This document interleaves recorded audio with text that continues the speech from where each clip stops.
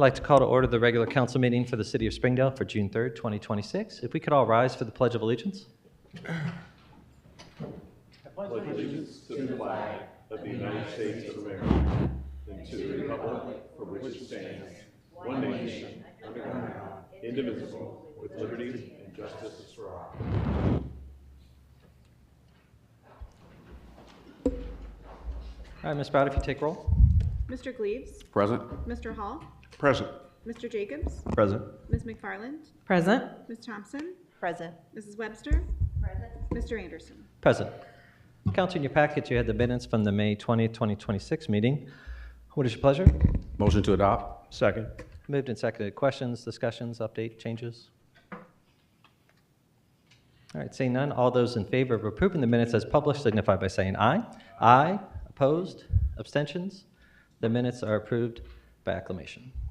All right. Next up on the agenda, we have a presentation. It's Community Scholarship Award recognition. I think we have one of the board members from SOS here that was going to present the awards from SOS.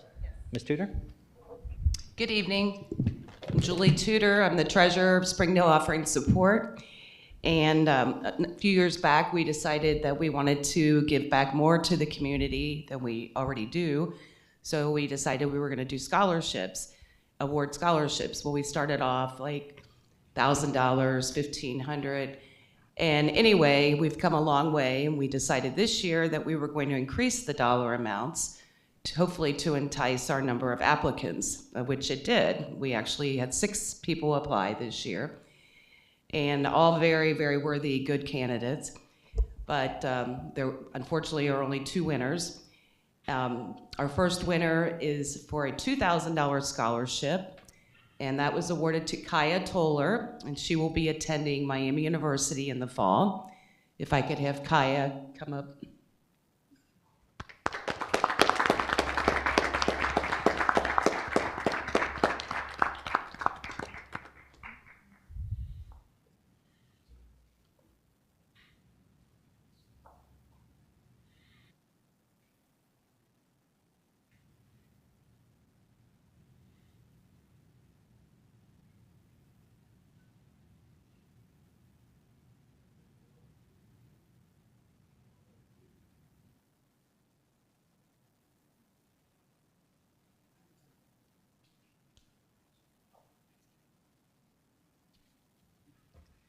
Okay, and our next one, applicant and winner is for a $4,000 scholarship, and that goes to Ben Howe, who's going to be attending at The Ohio State University in the fall. Ben, if you could come up.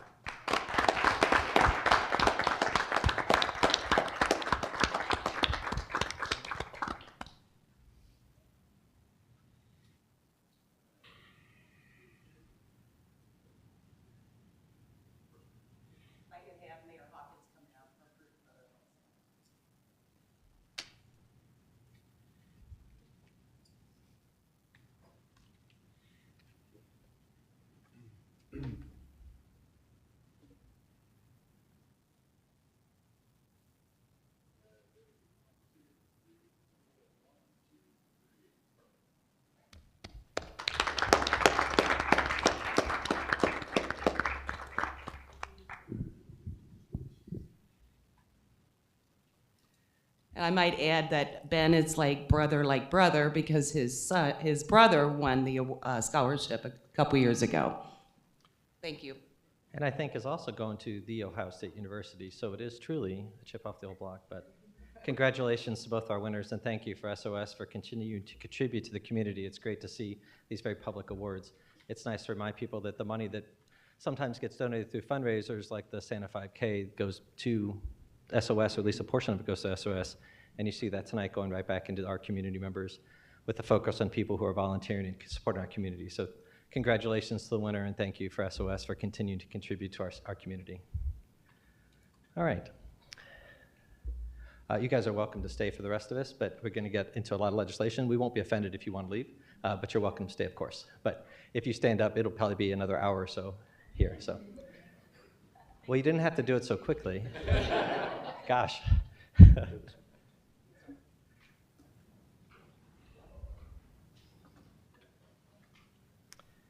All right, next up on our agenda is communications. Ms. Browder, are there any communications for council this evening? Thank you, Mr. President. No communications. All right, next up we have communications from the audience. This is an opportunity for anyone in the audience that would like to address council for any reason. Simply come forward to the podium, state your name and address, and you can address council on any matter for up to 5 minutes. At this point, the floor is now open for communications from the audience.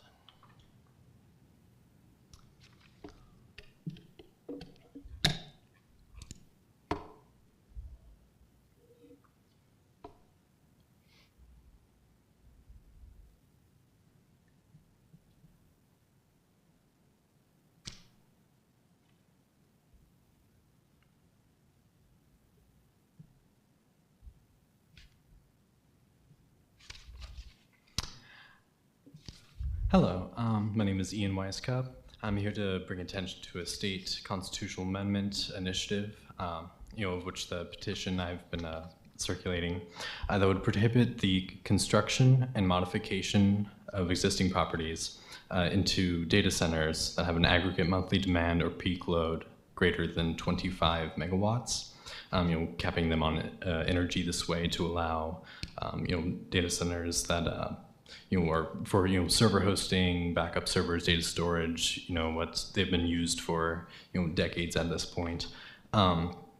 Disallow large AI data centers that have been consuming large amounts of energy, that have resulted in rising utility costs and infrastructure overload across the nation.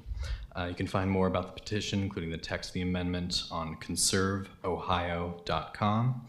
I have no affiliation with the people who are running a campaign for this amendment, but I believe it's important that this initiative makes it to the ballot and succeeds in order to preserve the livelihoods of Springdalians and Ohioans more broadly.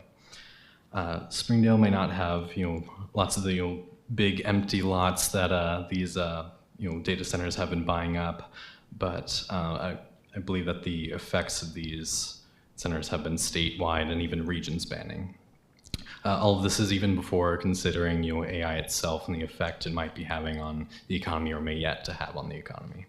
I'm pleased to hear that there may be some zoning amendments in the works to prevent construction of data centers here in Springdale, but hopefully by November we'll be voting statewide on this amendment. I will try to make myself available to anyone who would like to sign the petition. Must be a registered voter in the state of Ohio. The deadline for signing is July 1st. Just to sign, I will, during executive session, be outside the building collecting signatures. For anyone on the dais who would like to sign, I can follow up with you after the meeting and see how we make that happen. Thank you. Thank you, Mr. Weisskopf. So we have a comment for you, Mr. Gleaves. Thank you, Ian, for coming down. Great presentation. Appreciate the information. Just to let you know that last year we established a zoning code revision committee. So what we've been doing since then is we've been looking at our code from top to bottom. And we recognized at first, should we start anywhere? Should we start at the top or whatever? So we started at the top. It was going down. And we heard and seen the concerns in rural communities. And we decided to jump on that right away. So in the beginning, we started looking at the data centers, and we started looking at the different data centers that do exist. There's quite a few different ones. If you go right over here to Westchester, there are some in some strip malls. So a lot of people don't even know that. They're working and living right next to an actual data center. But you gotta remember that like First Financial and Amazon right over here, they have the ability to create more of their IT and their data center within. But you mentioned that we don't have a lot of land. We don't even have the infrastructure for water that they are asking for the mega centers. So just let you know that we have been looking at it. We're all over it. We're gonna minimize whatever we can do, but rest assured, we're on it. And thank you so much for coming down. Appreciate it. Thank you. And just as a follow-up for that zoning code changes for anyone that might not be aware of the process, so as it goes to the committee, those changes aren't just for data centers, updates to modernize the code in a lot of ways. Before those changes happen, any zoning code change requires a public hearing, so there'll be notice that'll go out on the city website. So when those things come up, just keep an eye out if people are interested in specific types of zoning changes like the data center, to make sure that we've got it covered the way that you think we need to. But yeah, that work is done. But thank you again for coming out and sharing the concern. Ian, don't hesitate to reach out to anybody up here if you need anything, okay? Thank you. All right, still in audience communications? Second call? Third and final call. All right, at this point, I'm closing communications with the audience, and we're going to move into ordinances and resolutions. First up is ordinance number 24-2026. This is a second reading. Mr. Jacobs, when you're ready. Ordinance number 24-2026, an ordinance authorizing the mayor and city administrator to enter into an agreement with the FC Cincinnati Foundation associated with the installation of an artificial turf miniature soccer field for the city of Springdale. Whereas the city of Springdale, the city seeks to enter into an agreement with the FC Cincinnati Foundation associated with the installation of an artificial turf miniature soccer field known as a mini pitch for the benefit of city residents. Now therefore be it ordained by the council of the city of Springdale, Ohio, members elected thereto concurring, section 1. That the mayor and city administrator are hereby authorized to enter into an agreement with the FC Cincinnati Foundation for the installation of an artificial turf miniature soccer field, the agreement. A copy of the agreement is attached to Exhibit A and incorporated herein by reference. Section 2, the council hereby finds and determines that all formal actions relative to the passage of this legislation were taken in an open meeting of this council, and that all deliberations of this council and of its committees, if any, which resulted in formal action, were taken in meetings open to the public in full compliance with applicable legal requirements, including Section 121.22 of the Ohio Revised Code. Section 3, that this ordinance shall take effect on the earliest date allowed by law. Council, you've heard the second reading of ordinance number 24-2026. It can be acted on this night. What is your pleasure? Move to adopt. Second.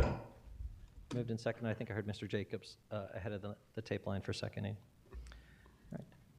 Moved in second. Questions or discussion? All right. Seeing none. Ms. Browder, if you poll council. Ms. McFarland? Aye. Mr. Jacobs? Aye. Mr. Gleaves? Aye. Mr. Hall? Yes. Ms. Thompson? Aye. Mrs. Webster? Aye. Mr. Anderson? Aye. Ordinance number 24-2026 passes with 7 affirmative votes. All right, next on the agenda is ordinance number 25-2026. This is a second reading, but does have the emergency clause. Mr. Jacobs, when you're ready. Ordinance number 25-2026, an ordinance declaring certain city property as surplus property and authorizing the sale, disposal, or transfer of surplus property and declaring an emergency. Whereas council has determined that certain property of the city is no longer needed by the city for municipal purposes or useful as such, absolutely or temporarily.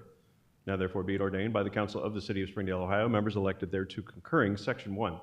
That consistent with Article 8, Section C3 of the Charter of the City, and is permitted by Ohio Revised Code Section 721.15, the items listed on the attached Exhibit A owned by the city are hereby declared to be surplus property no longer needed for municipal purposes or useful as such, absolutely or temporarily, and that such property may be sold by internet auction or otherwise, transferred or disposed of by the city.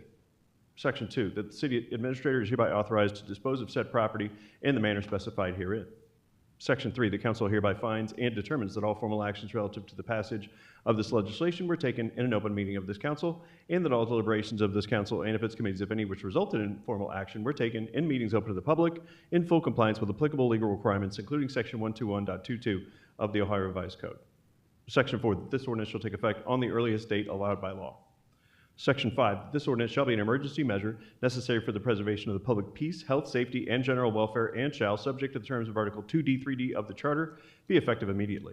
The reason for said declaration of emergency is the need to expedite the removal of said property from storage areas, interfering with operations and community amenities. Council, you've heard the second reading of ordinance number 25-2026. It has the emergency clause. What is your pleasure? Move to adopt. Moved and seconded. Questions or discussion? All right, seeing none, all those, I'm sorry, Ms. Browder, will you poll council? Mrs. Webster? Aye. Mr. Gleaves? Aye. Ms. Thompson? Aye. Mr. Jacobs? Aye. Mr. Hall? Yes. Ms. McFarland? Aye. Mr. Anderson? Aye. Ordinance number 25-2026 passes with 7 affirmative votes. All right, next we have ordinance number 26-2026. This is a first reading. Mr. Jacobs. Ordinance number 26-2026, an ordinance approving a major modification to the Springdale Plaza Planned Unit Development for the property located at 495 East Kemper Road.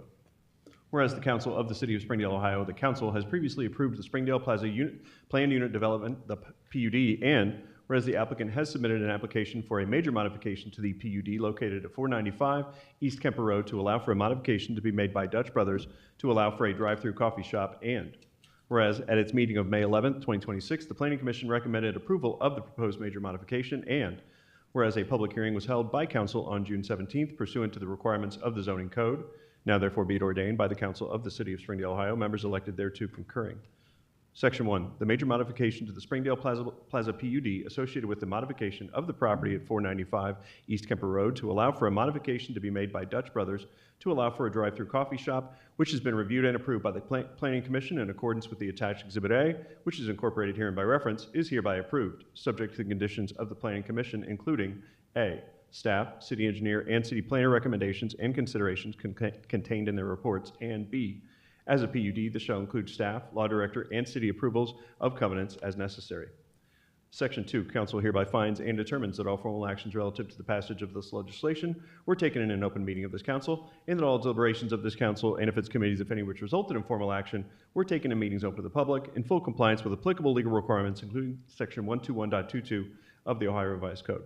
Section 3, this ordinance shall take effect the earliest date allowed by law. Council, you've heard the first reading of ordinance number 26, 2026. Any questions or discussion this evening? Ms. McFarland. Thank you, Mr. President. Just a reminder, we did have a representative from Dutch Brothers at the last Planning Commission, and there was a lot of discussion regarding this, but this is a recommendation from Planning Commission, passed with a 5-to-1 vote. Ms. Thompson. Thank you, Mr. President. I had some questions about how this will work as far as traffic. I have concerns about if they're accommodating for up to 21 cars at a time in their drive-through, if their peak volume is around the same time as Chick-fil-A's breakfast, and most of that traffic will be coming to a stop sign, trying to turn left on Tri-County Parkway to get to Kemper, what kind of issues may that cause as far as accidents and things like that with having two businesses with a high volume at the same time with stop signs? So I would just be wondering if there would be better signage to maybe encourage people that may not know that they could go by the mattress store to get to eastbound Kemper, to kind of limit some of that traffic congestion at that stop sign trying to make a left to Kemper. Was there discussion and planning about that? Is that something you guys can share that we're there, or administration? Mr. Riggs, I remember discussion about whether or not they needed a traffic study. I can't say for sure. Yeah, I did the review, but I was actually not there at the Planning Committee when that was discussed. But I do recall that their trip generation memo from the previous use, which was a bank, there was only 9 additional trips during the AM and PM peak. So I know it's hard to believe that a coffee shop could, when you plan for 21 drive-through spots, and if you probably just watch the news or look around town, you can see some of these coffee shops that have created a lot of traffic nightmares, but that's a lot. It's related because they're so close to the road. This site is pretty much internal, a lot of the traffic congestion, so the review purely was looking at impacts to the exterior, the public right-of-way, and not so much what it would do interior to the private property. I know with their development group that they did mention that that the lease agreement for that parcel was very limited on what they can do outside of the lease area. So there wasn't much in way of additional I guess, traffic control measures that they could plan, or recirculation for that matter. They try to minimize the impacts to the existing parking, and that was all related to the release. But I mean, there is probably, something that we'll have to look at and make adjustments. But just based on their trip generation, it doesn't appear to have any negative impact to the public right-of-way. I think what I'm hearing, though, from Ms. Thompson is the question is more that left turn out. Like, I go to Aldi once or twice a week, and that left turn out of that driveway, which is where Dutch Brothers would be, competes with people turning right out of Chick-fil-A. So the impact may not be, is that what you're saying, is that you're not worried about the impact for those turners? Just overall general traffic impacts. Okay. That location, I believe, is it a left? It's a right in, right out only. Is that correct? No. That's or left in, right out. It has both. Yeah. So, I mean, that's something that we can take a closer look at once we get through the construction plans, but I mean, at this stage, I mean, we haven't dug into it that deep. Okay. Mr. Hall. Thank you, Mr. President. My question was kind of already answered, but based on Ms. Thompson's concern of the volume of traffic coming out of there, I agree. I'm sure the Planning Commission did do a traffic study on this, and it was determined that there wouldn't be enough volume at this time to cause a problem that you addressed. So that kind of cleared that up. Thank you so much. Mayor Hawkins. Thank you, Mr. President. I was at the Planning Commission meeting, and it sounded like the biggest concern was internally within that plot, how things are going to be able to circulate and move, which, as Mr. Riggs indicated, they have some limitations with regard to how they are set up, because the lease does say they have to maintain the same, occupy the same area where the bank used to be. And so that is going to limit them a little bit. But the one difference between that plot of land versus across the street with Lowe's and Chick-fil-A is you've got some other opportunities to exit, into some other areas to avoid that. Everybody's probably been down that road when things are very, very busy. God bless. I hope the whole area is very, very busy. But you do have some other places you can ingress and egress versus across the street, you really can't. You're kind of stuck. But good point. Ms. McFarland. Thank you, Mr. President. I did go back and double check their plans from the meeting as well. They are, just because they have space for 21 cars, they were actually only required to have 7 spaces. That is just for stacking purposes for them, that allows them to make a better flow. And they exceed, it says proposed number of spaces exceeds 30% of the required number of spaces. And a parking study would be demonstrating that there is need for additional space and additional landscape. So that was all. I will mention too, other communities have struggled with this, especially with some of these more popular drive-through coffees, and they've had stacking problems that goes out into the right-of-way. And I know across the river, one of the communities, it might have been Covington, just passed legislation to start fining businesses that would allow their their stacking that goes, if it goes onto the right-of-way, that the business is then liable for that delay. Which is novel. I don't think I've seen that other places before. That may be something we need to look at if they aren't able to keep their stacking internally. I guess the question I have for Mr. Braun is that something we would need to look at ahead of time so it doesn't seem like it's targeted if that becomes a problem, or is that something we can take up regardless?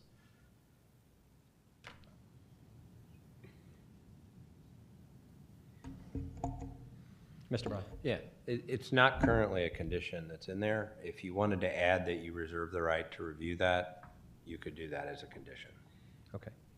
So that's for council's benefit. If anyone on council, going into our next meeting, we're going to have the public hearing as well after you review these documents. If you feel like we need to add a covenant or comment about stacking or concern, that would be the opportunity to do that as a member of council. You could add that. And I'd encourage you to speak with Mr. Riggs or Mr. Braun ahead of the meeting to make sure you have the language right so that it wouldn't be an issue. It doesn't sound like the business is concerned about stacking into the right-of-way or exit. They're more concerned about circulating. So that may be a non-issue, but I think it's a good point, and we can certainly address it. All right. Still in discussion. Mr. Gleaves. Thank you, Mr. President. Thanks for bringing that up.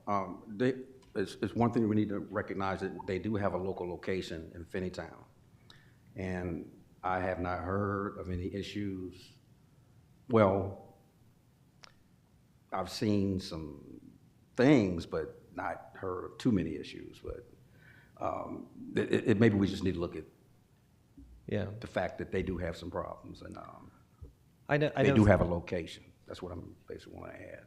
Yeah, I will say, I know that when the Finneytown one opened, there was some stacking issues that went into the public right away. It seemed to be related more to a promotion that they were running at the time with free coffee for a week or something like that.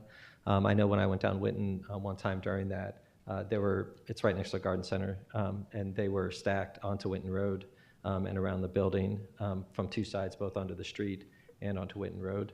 But it was a smaller plot, and there was no parking lot around that location, so that the one in in Finneytown is really an isolated right on the street, whereas Mr. Riggs mentioned this location is set back from the street and has the parking lot and other areas where there could be some flow.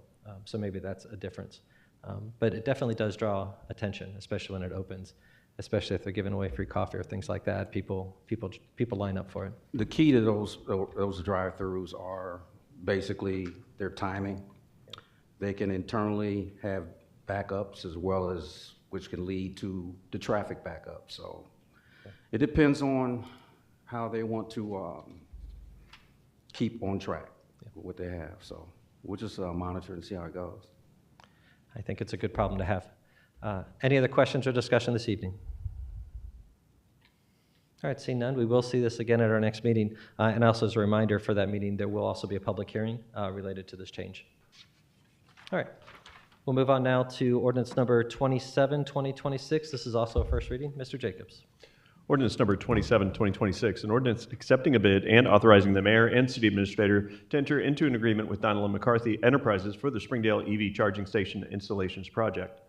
Whereas the city of Springdale, the city advertised for bids for the Springdale EV charging station installations project, the project and sealed bids were open on May 21, 2026, and whereas the city has reviewed the bids and determined the best and lowest bid for the project was submitted by Donald & McCarthy Enterprises for their base bid in the amount of $454,981.54. Now therefore be it ordained by the Council of the City of Springdale, Ohio, members elected thereto concurring.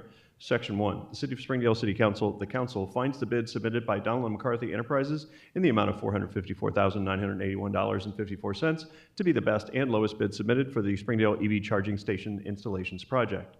Section 2, the mayor and city administrator are hereby authorized to enter into an agreement with Donald & McCarthy Enterprises in the amount of $454,981.54 for the project. Section 3, the finance officer tax commissioner is hereby authorized to pay Donald & McCarthy Enterprises a sum not to exceed $454,981.54 for the project. Section 4, council hereby finds and determines that all formal actions relative to the passage of this legislation were taken in an open meeting of this council, and that all deliberations of this council and of its committees, if any, which resulted in formal action, were taken in meetings open to the public in full compliance with applicable legal requirements, including Section 121.22 of the Ohio Revised Code. Section 5, this ordinance shall take effect on the earliest date allowed by law.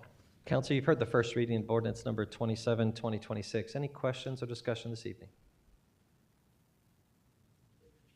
All right, seeing none, we will see this again at our next meeting. All right, next up we have ordinance number 28, 2026. This is a first reading but does have the emergency clause. Mr. Jacobs, when you're ready. Ordinance number 28, 2026, an ordinance accepting a bid and authorizing the mayor and city administrator to enter into an agreement with NARA Paving for the Springdale Industrial Park resurfacing project and declaring an emergency. Whereas the city of Springdale, the city advertised for bids for the Springdale Industrial Park resurfacing project, the project, and sealed bids were opened on May 14, 2026, and whereas the city has reviewed the bids and determines the best and lowest bid for the project was submitted by NARA Paving for their base bid in the amount of $440,865.15. Now therefore be it ordained by the Council of the City of Springdale, Ohio, members elected thereto concurring. Section 1, the City of Springdale City Council, the Council finds the bid submitted by NARA Paving in the amount of $440,865.15 to be the best and lowest bid submitted for the Springdale Industrial Park resurfacing project. Section 2, the mayor and city administrator are hereby authorized to enter into an agreement with NARA Paving in the amount of $440,865.15 for the project. Section 3, the finance officer tax commissioner is hereby authorized to pay NARA Paving a sum not to exceed $440,865.15 for the project.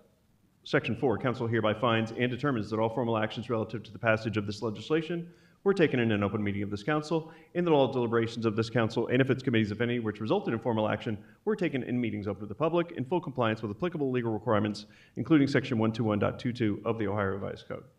Section 5, this ordinance shall take effect on the earliest date allowed by law. Section 6, this ordinance shall be an emergency measure necessary for the preservation of the public peace, health, safety, and general welfare, and shall, subject to the terms of Article 2D, 3D of the Charter, be effective immediately. The reason for said declaration of emergency is the need to execute the agreement immediately in order to complete the work in a timely manner for the prices quoted and maintain the project timeline. Council, you've heard the first reading of ordinance number 28, 2026. It does have the emergency clause and can be acted on tonight. What is your pleasure? Move to adopt. Second. Moved and seconded. Questions or discussion? All right, seeing none, Ms. Browder, if you poll council. Mr. Mr. Jacobs? Aye. Mr. Gleaves? Aye. Ms. McFarland? Aye. Ms. Thompson? Aye. Mrs. Webster? Aye. Mr. Hall? Yes. Mr. Anderson? Aye. Ordinance number 28, 2026 passes with 7 affirmative votes. All right, next on the agenda, we have ordinance number 29, 2026. This is the first reading. Mr. Jacobs? Ordinance number 29, 2026, an ordinance amending Chapter 38 of the Springdale Code of Ordinances governing various administrative staff positions within the city. Whereas Chapter 38 of the Springdale Code of Ordinances, the code, governs various administrative staff positions within the city of Springdale, the city, and whereas in November 2021, the position of Clerk of Council Finance Director was eliminated from the charter beginning in December 2023 as a result of the passage of a ballot initiative by voters in the city, and whereas when the charter was amended, it did not include language as to who would be tasked with hiring the finance officer tax commissioner, and this language needs to be clarified. And whereas council seeks to ratify the hiring of the city administrator of Kelly Flanagan, who currently serves in the position of finance officer tax commissioner, and whereas changes are also needed with the other positions in Chapter 38 to align with the job descriptions with their duties and to reflect the addition of other positions that have been created within the city, and whereas, as a result of the charter update and these other changes, council seeks to amend Section 38 to address needed revisions. Now therefore be it ordained by the council of the city of Springdale, Ohio, members elected thereto concurring, Section 1, Chapter 38 of the Springdale Code of Ordinances shall be amended in relevant part as indicated in the attached Exhibit A, which is incorporated herein by reference. Section 2, council further approves and ratifies the hiring by the city administrator of Kelly Flanagan to serve in the position of finance officer tax commissioner retroactive to April 7, 2026. Section 3, council also finds that all other hirings and appointments to the position of finance officer tax commissioner made prior to the passage of this ordinance, but consistent with it since December 1, 2023, are retroactively approved and ratified.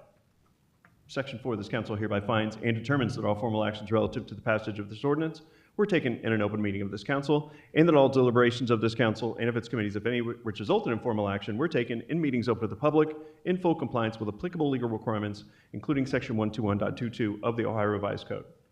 Section 5, this ordinance shall be effective from and after the earliest period allowed by law. Council, this was the first reading of ordinance number 29, 2026. Questions or discussion this evening? Mayor Hawkins. Thank you, Mr. President. So I just want to make sure for council that folks are aware historically, and I think within your internal memorandums, it states it very clearly, that this is to make sure that practice is mirroring what the code says. So going back 3 councils and 2 mayors now, the practice with regard to when this ballot initiative took place that eliminated our former Clerk of Council Finance Director Kathy McNair's position, which took effect December 1st of 2023. The intention with regard to that city council that voted to put that on, which I was a member of, and through discussions and reviewing minutes, as well as our prior mayor, Mayor Webster, was that position would then fall into the normal administrative hiring process, which would be dictated by the mayor. That was evidenced by the discussion by that council. It was evidenced December 1st, which really December 18th, I think, was when Ms. Smitty was announced as the new tax commissioner, finance director. It was evidenced by our former Mayor Webster when he authorized me to go through that interview process prior to taking office, and then that hire was made after I became mayor. So everybody was in line with regard to what that's supposed to look like. That council, so the second council, obviously welcoming Ms. Smitty, and then this council, as well as Ms. Smitty had departed, we're going through the hiring process, which was publicly discussed, and everybody had an understanding of that was going to be done through the mayor and administration. As a member of that council that put that on the ballot, we had an oversight with regard to looking at other aspects of the charter. We caught a lot of things. That was one that was missed in terms of that impact. So this is going to clear that up to an extent. At some point, we'll be asking for a charter revision to be looking at this, to bring forward a ballot initiative to put this fully in the intention of what it was at the time that council had put this on the ballot. So I just wanted to make sure that was clear. It's not something that's different than what the intentions were for all people who were a part of that council, Mayor Webster, and then the actions that we've taken after that have been consistent with our intention. This is going to make the law consistent with that for the time being, and ultimately, we're going to ask to have a charter initiative to get on the ballot before the voters so that everything is completely in line with that being under the mayor.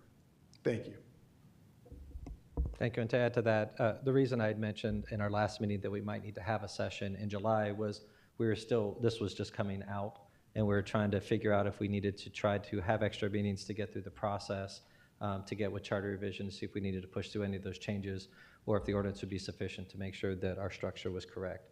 And the advice we got back from council is this keeps us current, so we don't need to push harder than we need to, or we can let the process unfold naturally the way it should, asking charter revision to look at a couple of updates to reflect the process that we have, so that we can go back to the way that things were being done. It was largely an oversight.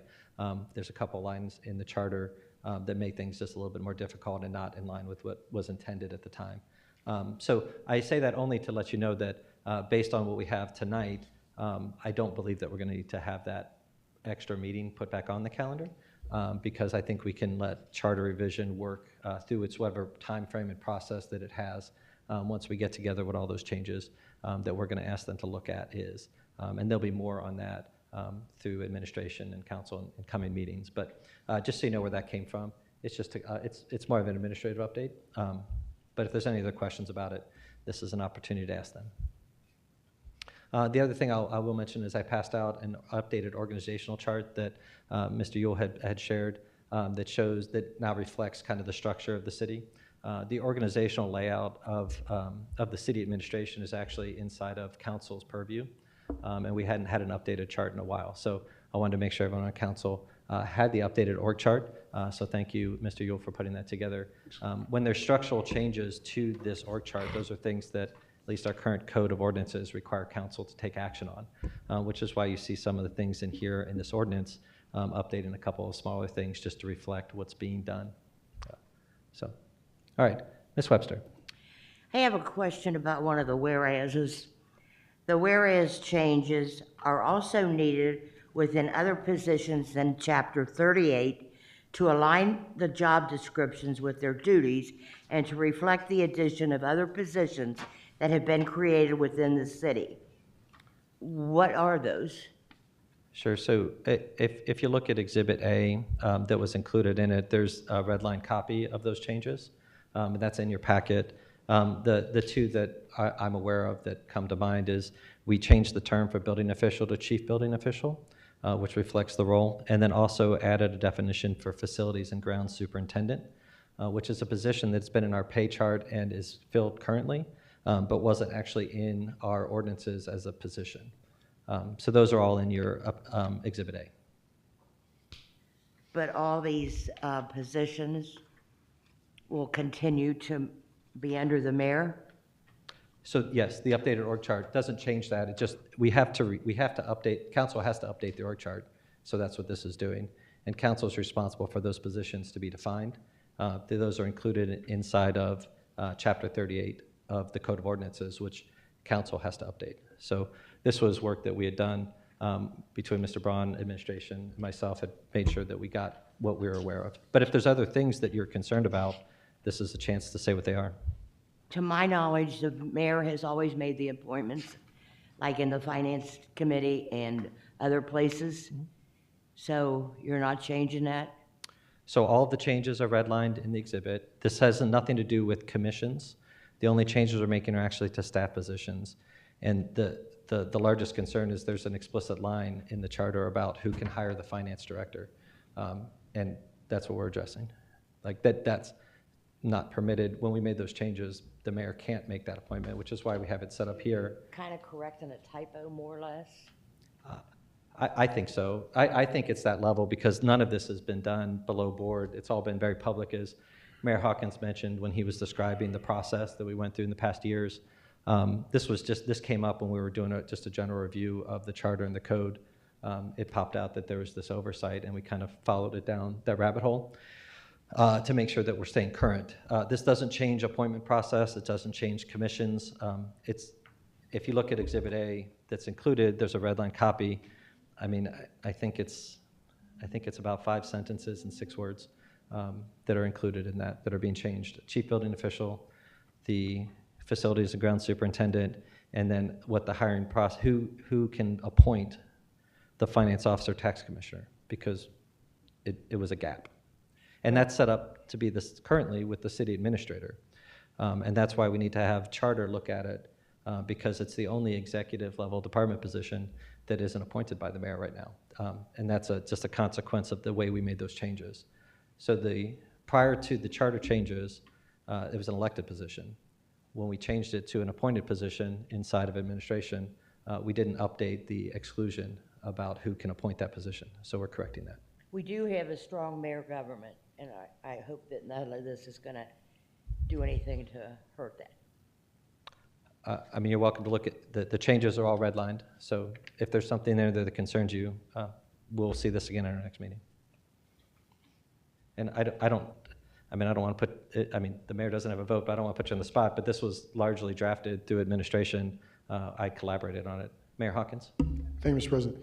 Yeah, Ms. Webster, trust me, I watched for those things. The issue is when that change took effect for December 1st of 2023, the only thing that we have with regard to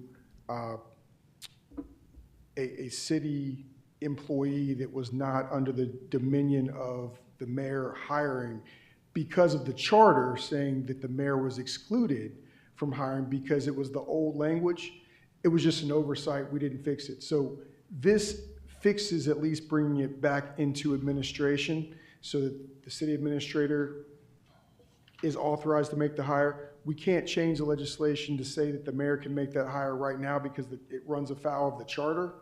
But the request and the ask is going to be that we have the charter looked at so that the charter is changed to be reflective to say the mayor would make that hire with every other executive hire that is within that domain. So this is really a fix for the temporary that gets us into a line where we need to be, and then ultimately we're going to look to go back and fix it so that it is the way that it's been intended by council, by our former mayor when we went and had that change. It was just an oversight that we didn't get that part. And again, I think it's a lot of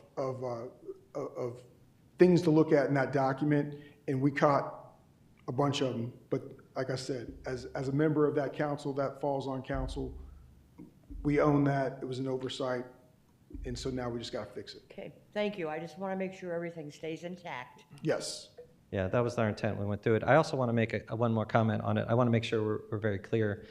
This legislation is no way a reflection on the recent hire of Ms. Flanagan, and I want to make sure everyone is clear. This is nothing to do with that. It just happened to come up around that same time, and that's why we wanted to make sure that inside of the legislation, it's very clear that she's being welcomed into Springdale in the position she's in, with the support of council as well. So if there's any question about how the appointment happened, we want to make sure that it's clear that it's council's will too, and that you'll have that opportunity in our next meeting to vote on it and share that. Okay, Mr. Gleaves. Thank you, Mr. President. Do we have a charter review meeting scheduled anytime soon? No, so not currently. That's something that after this, once we wanted to make sure this legislation went before council first and everyone had an opportunity to understand what was going on, the next step would be for administration or myself to reach out to the chair of charter. They typically work with Mr. Braun, who helps them with the process. And they've done, a number of those members have been there when we did the charter revision in 2023, so it'll feel familiar. But administration or myself will reach out. We just need to make sure that we look at it again to make sure it's complete what we're asking them to look at. To be clear though, it's not council's job to tell charter revision what the change should be. We can make suggestions and make an ask, but it's entirely up to the charter revision team, which is an independent board from council. There's no council members on it, no administration members on it. It's up to them if they feel that we need to make whatever changes there are. We are just going to highlight the couple things that we think need to be looked at, and then it's up to them how they present that. Once they do that, it'll come back to council to approve before it would go to the voters. That process tend to take, I think last time it was upwards of 3 to 6 months. It took a minute to get through the process. It has to have a couple of readings. They'll have to have a public hearing inside of it. Looking at the timeline, I'd be surprised if it got through for this fall's election. It's probably going to fall to next spring or next fall, unless they come up with something that's more urgent. That's up to charter. So the Charter Revision Committee can come back and say, no, we think this change is important. We want to do it now. And then they can push that through and we can talk about what that means. But the intention, my expectation is that it'll go through the normal process and we might not see it back here until the fall as they work through the language. And then it'll go from there. I think the deadline for the Board of Elections is something like August 1st to get on the ballot for November. And that would be tight, which is why I'd said earlier we might need to have that extra meeting back in July. I'm not thinking that's needed based on the way that the law director advised this ordinance would cover us. All right? I know that's a lot. Thank you. We'll see it again next meeting. If there's questions between now and then, obviously you know how to reach out. Otherwise, we can talk about it at the next meeting as well. All right, I don't see any more lights for this, so we'll move on. Next, we'll go to Ms. McFarland. Thank you, Mr. President. I make a motion to move to executive session under Ohio Revised Code, Section 121.22G3, to conference with counsel related to pending or imminent litigation, and under Article 2D1 of the Springdale Charter to discuss economic development issues and invite the Economic Development Director. Second. Moved and seconded. Just for council's awareness, the reason the language is a little bit different at the end, in that same review of some of the charter and rules, one of the things, the updated language in our ordinance requires us to specifically invite back Andy, for example, if it's an economic development issue, which is why you'll hear things like that. So in the future, if we're doing executive sessions, just know that if you need to invite back anyone that isn't on council or the city administrator, the mayor or the assistant administrator or the law director or the city engineer, it needs to be included in the motion and needs the assent of council in order for them to join us in executive session, just so you're aware of the process. All right, any questions or discussion before we vote on that? All right, seeing none, Ms. Brown, if you poll council, I'm moving to executive session. Ms. McFarland? Aye. Mr. Gleaves? Aye. Mr. Jacobs? Aye. Mr. Hall? Yes. Mrs. Thompson? Aye. Mrs. Webster? Mr. Anderson? Aye. We are in executive session. We will return.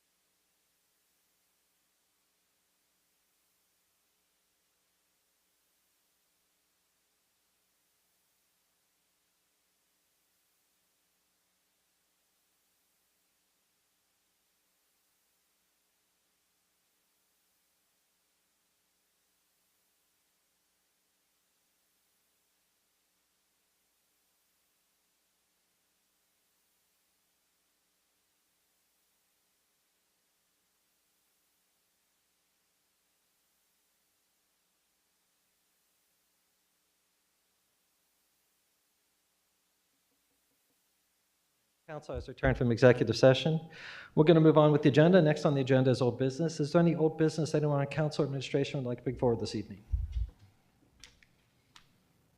All right, seeing none. New business. Is there any new business anyone on council or administration would like to bring forward this evening? Mr. Yule. Thank you, Mr. President. Just kind of keeping up with some local jurisdictions who've had some issues recently with short-term rentals. I know there's some revisions that are going to be taking place within our zoning code. However, before that can get adopted, I wanted to bring up the idea of maybe entertaining a moratorium until we can kind of move forward with that, just to ensure that someone doesn't come in now and apply for a permit for a short-term rental, which are currently permitted, before we are able to get some of the regulations that we intend to move forward and present to Planning Commission and this council before those can get adopted. So, any questions or concerns, comments about the idea of the moratorium in the short term for short-term rentals while we update our zoning code? We can certainly have a piece of legislation drawn up to that effect. And I mean, obviously you have a chance to give comments at the time, but I'm not seeing any objections. So maybe we should go ahead and draft. Let's get that drafted and we can take a look at it, please. okay, we'll try and get that for you for next meeting if that's okay. That'd be great. Okay. Is that, so that would be June. Would that be an emergency clause, just timing wise? And then, so we could do it in one meeting as a moratorium? Preferably. I think so too. Any concern about it being an emergency clause? Okay, a moratorium seems like that's the kind of thing you use it for. Okay. Okay, great. Still new business. All right, seeing none, we'll move on to meetings and announcements. Ms. McFarland. Thank you, Mr. President. Planning Commission will meet on Tuesday, June 9th at 7 p.m. in these chambers. Mr. Gleaves. Thank you, Mr. President. The Zoning Code Revision Committee will be meeting the 16th at 2 p.m. and BZA is scheduled to meet the 23rd at 7 p.m. in these chambers. That's all I have. Thank you. Mayor Hawkins. Thank you, Mr. President. Just giving a heads up, I will not be present for our summer session meeting coming up so that folks are aware. I'll be around, but some familial things will be taken care of. That's the July meeting you're referring to? June and July. The June, July. Then Yeah. the next June meeting and the July meeting? Correct. Got it. Thank you. Still in meetings and announcements. Ms. Morgan. Thank you, Mr. President. Actually, I have two items this evening. First is that Civil Service Commission will meet tomorrow. That will be June 4th at 2 p.m. adjacent to these chambers. And secondly, some email correspondence was sent out earlier today regarding the timing of the monthly compensation payments for elected officials and the paid boards and commission members. We are making a change in order to better accommodate the OPERS reporting requirements while also providing a more consistent payment schedule. So under our current schedule, which is payment at the first pay period of the month, periodically we have to shift that compensation to the second pay of the month in order to keep the earnings recorded in the proper month according to the OPERS schedule. So most recently this occurred in December 2025. The remainder of this year, it actually will occur 4 more times. So 4 payments would have to be shifted to the second schedule of the month, or the second pay of the month, I'm sorry. So to eliminate these periodic changes, the monthly compensation will be shifted to the second pay of the month moving forward, beginning with the June payment because it also impacts this particular month's payment. So moving forward, second pay of the month from now on, and then we won't have to change it in order to accommodate OPERS and the pension requirements. So, all right. We appreciate everyone's understanding as we make this transition. Thank you. All right, still in meetings and announcements. All right, don't see any more lights. Next, we'll move on to communications from the audience. This is the second final time this evening. If anyone in the audience would like to address council for any reason, simply come forward to the podium, state your name and address, and you have up to 5 minutes to address council on any matter. At this point, the floor is now open for communications from the audience. Second call, third and final call. All right, at this point, I'm closing communications from the audience. And we'll move on to a recap of legislative items and legislation still in development. Mr. Jacobs. Council, as you review your legislative summary, item 1, an ordinance declaring certain city property as surplus property and authorizing the sale, disposal, or transfer of surplus property was addressed by ordinance 25/2026, receiving a second reading and 7 affirmative votes. Item 2, an ordinance authorizing the mayor and city administrator to enter into an agreement with the FC Cincinnati Foundation associated with the installation of an artificial turf miniature soccer field for the city of Springdale was addressed by ordinance 24/2026, receiving a second reading and 7 affirmative votes. Item 3, an ordinance accepting a bid and authorizing the mayor and city administrator to enter into an agreement with Naira Paving for the Springdale Industrial Park resurfacing project and declaring an emergency was addressed by ordinance 28/2026, with an emergency clause receiving 7 affirmative votes. Item 4, an ordinance accepting a bid and authorizing the mayor and city administrator to enter into an agreement with Donald and McCarthy Enterprises for the Springdale EV charging station installations project was addressed by ordinance 27/2026. That was received a first reading. That'll be back in front of council on the 17th. Item 5, an ordinance approving a major modification to the Springdale Plaza planned unit development for the property located at 495 East Kemper Road was addressed by ordinance 26/2026, receiving a first reading, and that will be back in front of council on the 17th as well. Item 6, an ordinance amending Chapter 38 of the Springdale Code of Ordinances governing various administrative staff positions within the city was addressed by ordinance 29/2026, receiving a first reading, and will be back at our next meeting. And then in development, we have item 7, an ordinance authorizing contributions to certain health accounts of employees of the city of Springdale related to the city's health insurance plan. That will receive a first reading at our next meeting. And finally, council, is item 8. A resolution adapting the tax budget of the city of Springdale for the fiscal year January 1, 2027 through December 31, 2027, and that will receive a public hearing at our next meeting again on the 17th, and that's all I have. I just highlight, and we heard that that public hearing's been advertised, or will be advertised. Great. Anything else to add from council administration before we end? All right, all that's left before us is item 16. Move to adjourn. We're adjourned. Thank you, everyone.